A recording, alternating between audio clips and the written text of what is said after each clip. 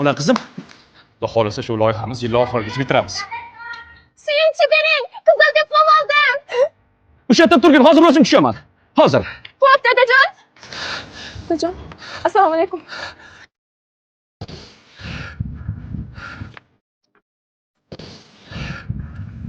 Alaykum assalom qizim. Dadajon, nimaga yig'laysiz? Xursandchilikdan qizim. Mana, siz orzu qilganingizdek qizil diplom oldim, dadajon. O'qishni ham bitirdim. Ha. Senga ishonardim qizim. Sen hammasini uddalading. Buni hammasi siz mehnatlaringiz, dadajon. Bu diplomni aslida siz oldingiz. O'zingizdan kechib, meni kelajagim uchun harakat qildingiz, dadajon. Sendan, opalaringdan ming roziman. Barcha umidim sendan edi. Sizlarga to'g'ri tarbiya berganimdan xursandman bolam.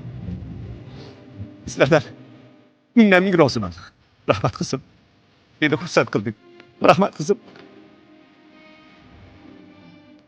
İlyos aka, Labay xo'ja. bu inson kim?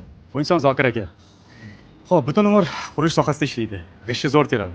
Qurish kompaniyamizda ham 6 yildan beri ishlaydi. Xuddi o'zini uyidagidek halol mehnat qiladi. O'zini halol tishini teri bilan ijarada yashab bo'lsa ham 3 ta qizni o'qidi. Mana yonida turgani kenja qizi. Qizil diplomga bitirib ketdi, qarang. Xullas, qaysidir chet el kompaniyasidan ham ishga taklif qilishyaptimiz. Demak, uy yo'q deng. Ha, ijarada yashaydi bechora.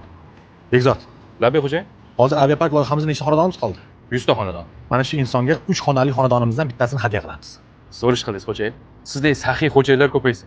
Bekzod, otalar uchun farzandini, kamolini, yutug'ini ko'rishdan-da ortiqroq baxt bo'lmasa kerak. To'ppa-to'g'ri. Nima dedilar? To'ppa-to'g'ri aytasiz. Kompaniyamiz nomidan sovg'a bo'lsin.